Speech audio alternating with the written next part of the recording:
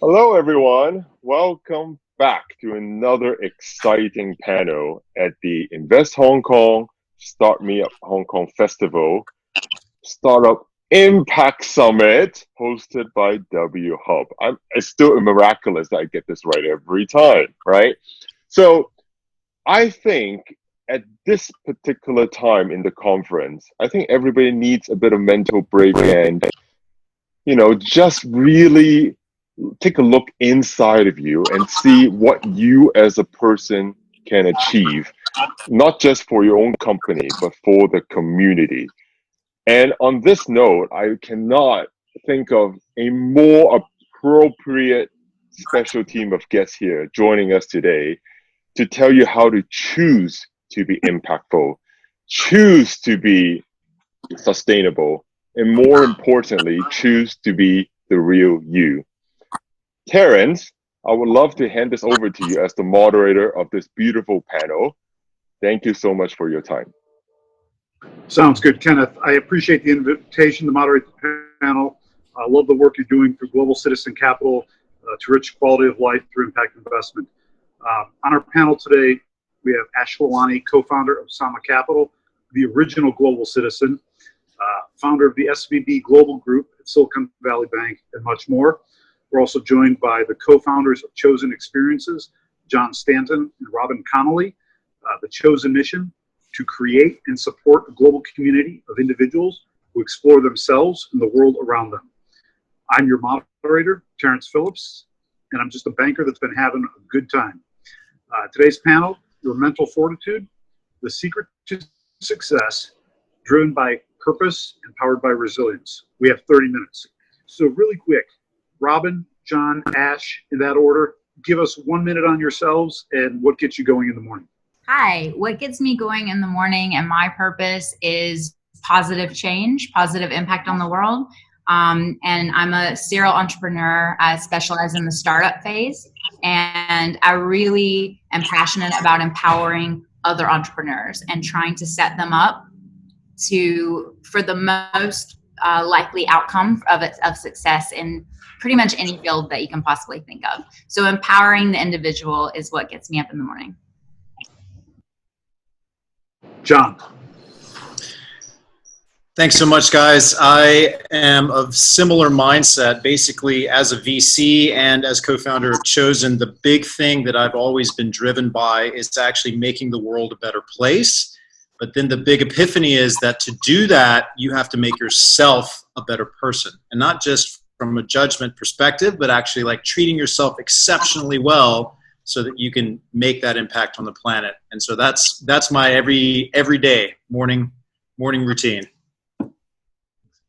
Hi guys, this is Ash. For me, it's always been about people and relationships. I mean, everything I do, whether it's personal, professional, social, family, it's always driven by people and relationships. And that has been what gives me energy. That is what gets me excited every morning. At the end of the day, as Terrance has known me a long time, it's always about people and relationships. If you focus on those two things, everything else falls into place. Because there's no substitute for anything for that. Awesome. And for the audience out there, I spent about 12 years working for Ash. I've known him for 18 years. We've been through 3 major crises together, and that's beyond my expense reports. And no one really motivates you to be the best that you can, like Ash Lilani. So I'm excited for you guys to hear from Ash today. Also, I've gone to Chōsen Experiences. I've hosted a Chōsen Experience with John and Robin, and you're in front of a great crew here today. So, Ash, you're a venture capitalist. You put your money to work. You put LP's money to work in the consumer space. You manage a lot of risks. You make a bet. Your firm's reputation's at risk. Your reputation's at risk. The trust of your limited partners, the trust of the portfolio company's founders, their employees, those are a lot of variables. But you've always said you bet on the jockey, not on the horse. Can you tell us about what that means and talk a little bit about the relationship angle of that? Terrance, you're right. In my job, there is a lot of variables, a lot of different risks that can happen. But at the end of the day, the way I look at investing and approaching investing is who is the founder. Okay, and just think about it. I truly believe, and this is my firm belief, that an average jockey can push a great horse only to the best of his own ability, but a great jockey can push an average horse to the maximum, right? And same thing with founders. I have always gone with my gut and bet on people and over plans. Okay, business plans. I have never seen a company come in on time, on budget on a business plan, and I bet you ask any venture capitalist and they'll tell you that. But it's the people at the end of the day. And what I look for is a very specific thing. One is I look for the passion of the founder, not just for success, but to build something. It's not always about money. They have to have strength, or purpose. They have to be able to create trust with relationships. I mean, this is somebody you want. It's like being in a marriage. You're going to be with them for a long time, and you want to be able to go for a beer at the end of the day after a tough conversation, after a tough discussion, and you want to enjoy that.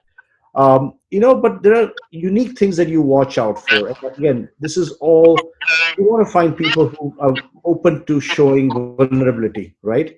Open to saying, I don't know something, open to saying, I need help.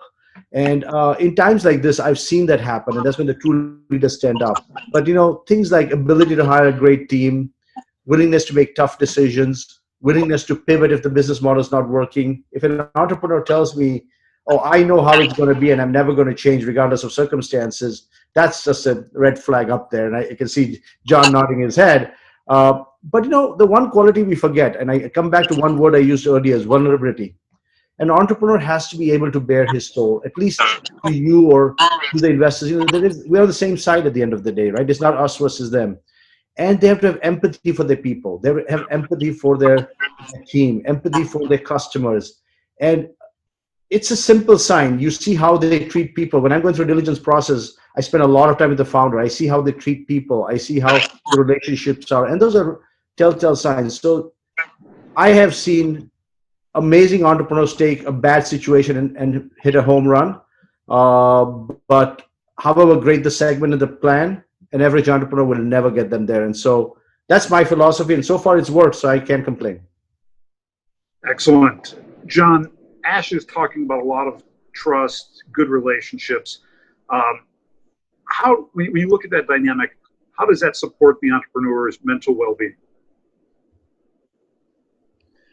Well, I mean, first of all, I think Ash hit it on the head. Like it is one of the foundational aspects of well-being and actual performance. And so the way that we began Chōsen, Robin and I, my co-founder, we were VCs at the time, back in 2013.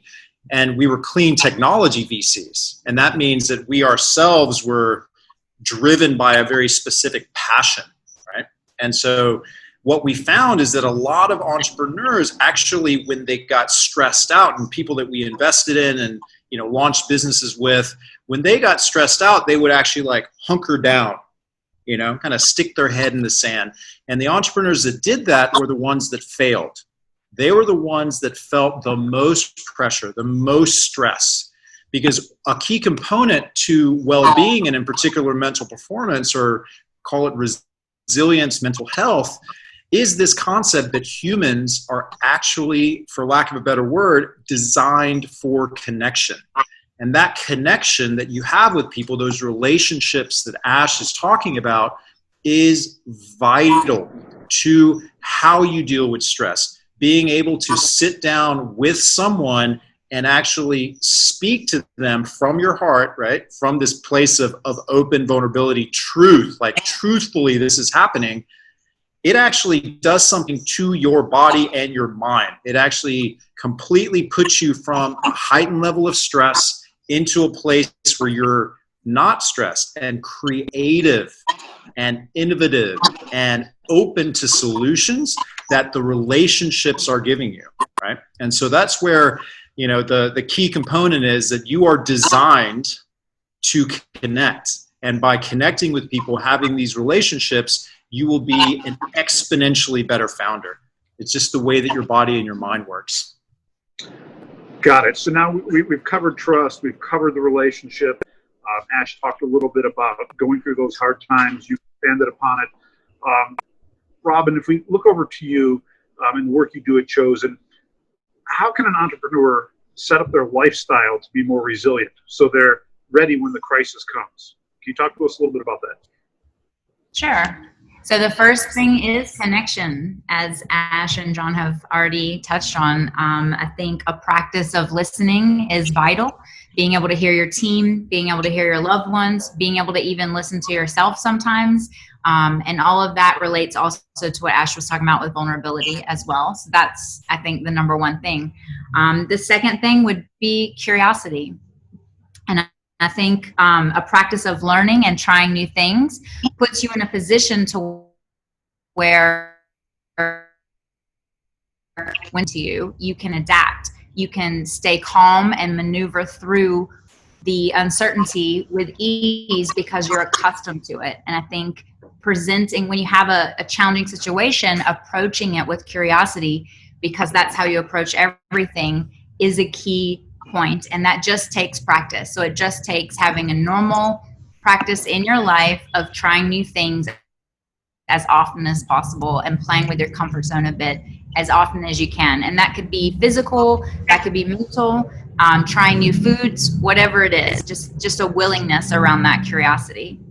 And then the last one is, I think, a program to support your self-care. I think it's vital that when you're under stress, that you know what you need to do to support your sleep and recovery, that you know how to eat for yourself, and that you have a system where you're enabling your body to recover fast through good nutrition. Also a movement practice, some way to get excess energy, anxiety, or stress out of your body on a regular basis. And then the last one is mental performance practice. And that's going to be being able to find stillness, being able to find that calm in chaos. Excellent, excellent. Ash, I'm thinking about a conversation we had recently.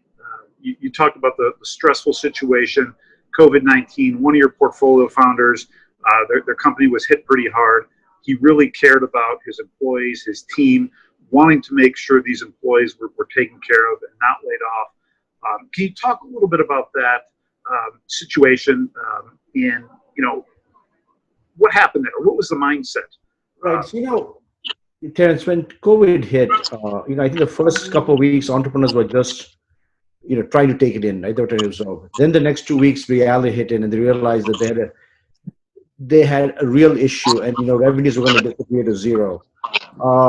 It was hard for them, and the best entrepreneurs, thought about not just impact on themselves, but the impact on all their stakeholders. What happens to customers who can't buy the product? What happens to the investors? What happens to the employees? And, every day was different. The 2 weeks after that, I would call every CEO every day, sometimes twice a day, depending on their state of mind. And even the strongest had their weak moments, trust me. Some days I was a mentor, some days I was a big brother, some days I was a therapist. I mean, I played all roles, depending on the individual. But, at the end of the day, you had to remind them that there were more important things in life. We'll all get out of this. But say, this is an opportunity for you right now to spend time with your family, your home. You guys work so hard, you might not get an opportunity. But this one particular entrepreneur you referred to, is a very strong guy, probably one of my best founders in my portfolio, has grown a company from nothing 3 years ago to a really, really huge success. But, he called me, and for the first time, he was in tears when he called me. And it wasn't about losing revenues. It wasn't about losing money. It wasn't about anything else but say, first he said, listen, I am just pained because I have a major crisis. So I was like, what happened? And his explanation was very simple. I can take my pay to zero and I can live, right? I can not have to change my lifestyle for a while. He says, my mid-level can take a pay cut 50%, they can live. The level below that can take a 30% pay cut and they can live, because this is about surviving. This is not about just, this is about surviving. But he says, I have almost 1,200 people. And in terms of India, some numbers might be shocking. But in terms of India standards, he says 1,200 people making less than $1,000 a month. Okay, these are the daily workers in the factory who do the manufacturing. He says, if I cut even a penny from their paycheck, they will not be able to put food on the table. They will not be able to pay rent. And I cannot do this to their family. I cannot put them on the street. I want to make sure they're fed. So he basically was calling me saying, what do I do? And I said, it's very simple. Let's not make a decision right now. Let's just say next 3 months, we're going to pay them like it is. And hopefully we come out of this. And if we don't, we'll revisit it again. And he was so relieved because he thought investors would say, no. Cut people, cut jobs, cut their salaries. And, I got to tell you, I was very proud of him because, when entrepreneurs are selfless, they think about others. It goes back to the same thing, right? That they actually care. And those are the folks. Now, you know what is going to happen? This company, the employees have come back. Things have come back now. June is going to be a record month. June is going to be a better month than February was. Okay. And his employees, when he walked into the factory, the first day after reopened, his employees gave him a standing ovation. And I think that he has loyal employees for life because he did the right thing. And that's what it's about, doing the right thing and being selfless. Well, and Ash, to your credit, you did the right thing as well as an investor. So lots of lessons in there for all of us. John, in that situation and all the situations we've talked about, you have stress. But stress can be a motivator or path to failure. How can an entrepreneur have a positive relationship with that stress? Yeah, I mean, first of all, just building on what Ash is talking about, you notice that Ash is an ideal investor because he's invested in the entrepreneur. He's invested from a values perspective, right? And that inherently will reduce your stress load, right? And if we look at this from the perspective of chronic stress versus acute stress, what I'd like to have everyone take away from this is that stress, historically speaking, from the broader human perspective, historically speaking, stress was a good thing because you have a stressor. A tiger is chasing you. Something specific is going to kill you. You have a complex hormonal cascade that happens, and things like cortisol inhibits insulin production. You got adrenaline coursing through your veins. You get away from the tiger. It's amazing. Immediately after you get away from this tiger, you're done with the stress. You kind of shake it off. You high five your friends. Everything's fine. You get back to a place of calm. And that's what's important. As an entrepreneur, you have to get back to a place of calm, not from a perspective of like being a Zen Buddhist or anything like that.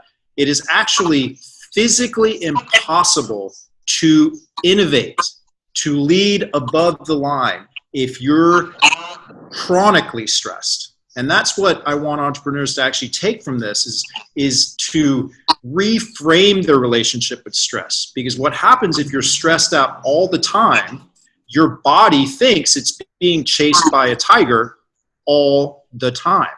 And that inhibits things like your judgment center in your brain, your creativity centers. Basically, your decision making is drastically reduced from a quality perspective. And so from that perspective, we're looking at stress saying, hey, what are the best practices that Robin's already talked about? Cultivating these relationships, having a culture of curiosity, and then taking amazing care of yourself because you are your greatest asset. It's not your IP. It's not your investors. You are your greatest asset. And that basically reflects what Ash is talking about. He's invested in people. And so it all kind of comes back together. So reframe your perspective on stress, make it a good thing, not a chronic thing. Excellent. And so Robin, now I'm going to put you in the hot seat. John was telling me some stories about you being a top-ranked martial arts badass and at the same time passing the bar exam. How do you take that training, that whatever it took inside of you to operate at that level, still take the bar exam and do well? And how do you put that into entrepreneurship and maybe some new ventures that you're looking at? Yeah. I mean, it's really the same thing. At the end of the day, your foundational concepts are key. So that's communication, knowing what your purpose is. And then the big thing for me is an ability to not go into shock if I get punched in the face. So knowing that it's still okay and you're going to get punched in the face. And instead of that moment of freezing and saying, I just got punched in the face and I just wait and kind of freeze there, I'm already, while I'm getting punched in the face, looking at what's going next, exhaling to calm myself back down and making decisions so that, as John was saying, going from that fight or flight stage into a rest and digest stage, and being able to maneuver back and forth between the two as I see fit, which is based on, from martial arts training, it's based on just regimented practice over and over and over again. Mostly it's about calm. It's about being able to think through the chaos and then working more efficiently instead of just harder all the time. Awesome. Earlier I said Ash and I have known each other for 18 years. I worked for him for about 12 years. That being chased by a tiger all the time, being punched in the face, I totally get it. Ash, we've been through the dot-com bust in Silicon Valley, going back to when we first met, the global financial crisis when we were kind of at our stride, and now the recent pandemic. And in that time, you've always looked forward. You've always looked to a solution, always looked to better times. Can you tell us a little bit about that mindset?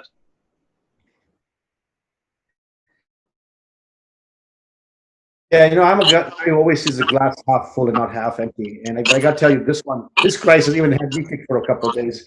It's something that's so inevitable, right? But at the end of the day, when crisis takes a toll, right? But we have two choices. We can sit here and say we give up, or we say, let's find a solution. Something will end here. At some point, a vaccine will come out, things will change. But the opportunities that will come out of this crisis will be very different than what they are today. The world order has changed.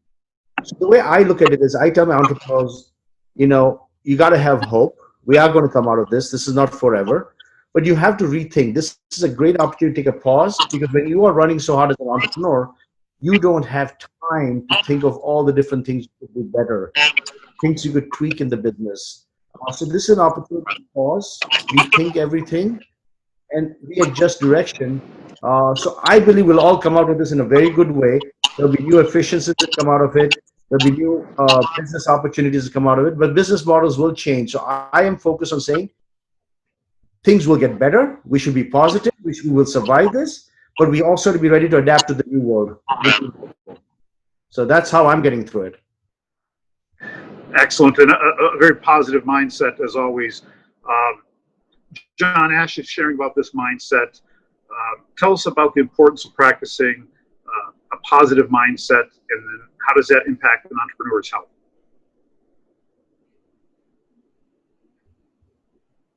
Have to unmute. There we are.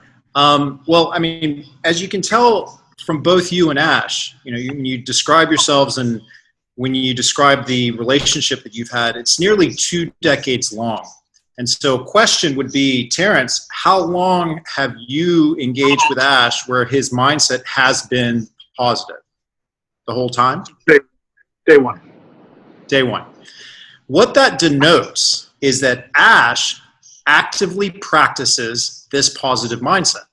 He views the world in a very specific way, but what he just said was that even here on COVID, like during the COVID crisis, it hit him. Right? That doesn't mean that he's, always looking at the world through rose-colored glasses. It's an actual decision to look for the positive, right? So what that means is that Ash knows that as all of us here, we're extremely analytical, and humans themselves are extremely analytical. So we look for the problems inherently. That's how we are wired. But what Ash has done is he's selected a different way. He's selected looking at opportunities. And that's what venture capitalists and entrepreneurs have to do. You have to look for the opportunities versus criticize or be in a negative mindset. And so bottom line, your brain is wired this way. It's the concept of neuroplasticity is you can actually decide on experiencing business life in a positive way, and you can rewire your brain that way. And it's just neuroscience, and that's what's so great about it. So that's also why these relationships, having the right relationships in your life, are so important. Yes, from a venture funder perspective, but also if you are a founder and you are surrounded with people who are actively critical, those people are practicing being negative. They do it all the time. So that means you as a founder have a choice. Practice this positivity, surround yourself with people who think the same way, and then find funders and partners like Ash and yourself to actually continue to cultivate that. Awesome. I'm going to go to one last question to Robin, and then we'll probably do a sentence each, and I'll flip it back to Kenneth. So September of last year, John, you gave me a call. I was sitting at the Four Seasons, and you said, hey, come join this experience. I was sitting next to a gentleman. He came with me. Within, I think, 48 hours, we were on a plane down to New Zealand, hit the ground. You helicoptered us up to the top of a freezing cold mountain. You and Robin had us out there all day doing sports and physical activities. But by the end of that week, I was a completely different person. And I didn't realize that for years, I think I had been running on empty. I was burnt out. Robin, what indications can the entrepreneur have, or the investor, or any of us, that tells us we may be a burnout?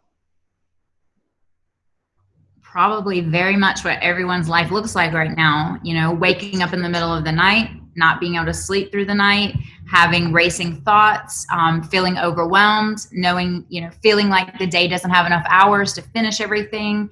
The biggest one is sacrificing yourself and your time and your care for the business. Feeling like you need to give up your gym time, your meditation time, your family time because the business needs you. That's a sacrifice that you're making that means that you're likely heading to burnout or are already in it and maybe don't even realize it. So if you can't sleep at night, if you have that long list going and you can't seem to catch up, if you're shallow breathing only into the top of your chest, these are all indications that you really need to take a moment, take a pause. At very least, take a deep breath at that moment and check in and make sure to refocus on doing some things for yourself because you have to be re-energized somehow. Got it. Okay, listen, we are getting tight on time. So really quick, Ash, Robin, and then John. One or two sentences that you want the entrepreneurs, the audience to take away from this discussion. It's lonely at the top for a founder. A good founder, when things are going well, gives credit to the entire team. And when things are bad, they take on the responsibility themselves. But they're the ones making the tough decisions. They're the ones making the hard decision every day. So my only advice to entrepreneurs is that very simple. When you need to talk, reach out. When you need help, reach out. Don't be lonely. Don't try to be a superhero. You have people around you. If you have good investors, you have good friends, you have good family, talk to people. Don't try to be superhuman and take it all in and keep it inside you because at some point you're going to burst. So just be vulnerable, be open. Excellent. Robin. Agree 100% with Ash. The second thing I would say is take a breath, take a walk, take a drink of water. Do this as often as you think about it. The second that you're distracted or you're overwhelmed, do one of these three things or all of these three things. If you can just take care of yourself in these tiny moments, it doesn't mean you have to go an hour to the gym. You can just stop in the day, close your eyes, do one long exhale, reset, and come back. It's just these little tiny decisions that you're making that will make a huge difference for you. Awesome. John, you get one sentence. Maybe two. Very straightforward. You are what you practice. Awesome. We're done. I feel so zen right now. I mean, I think it's been a long day. It's 7:30 at night, right? We have had a full day of conferencing, and I think it's so important that people understand that life, is a marathon, right? You have to listen to your body. You have to listen to your soul because without self-awareness, how do you intend to achieve great things? On that note, thank you so much for this Chōsen experience 2.0 for me, given I had the pleasure of joining the last experience. I would like to thank Ash for your brilliant commentary.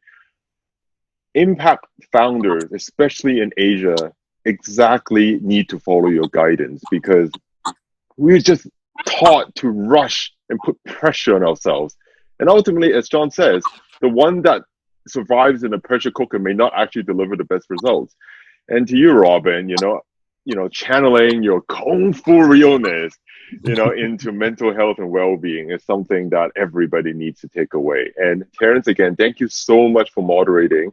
I hope everyone walks away with this with a very simple train of thought. When you're stressed, don't just shove it aside. Deal with it, feel it, own it, and take a deep breath, take a sip of water, and there's another bright day coming your way just tomorrow. Thank you so much, everyone. Have a wonderful evening. Thank you. Thank you so much. Bye-bye.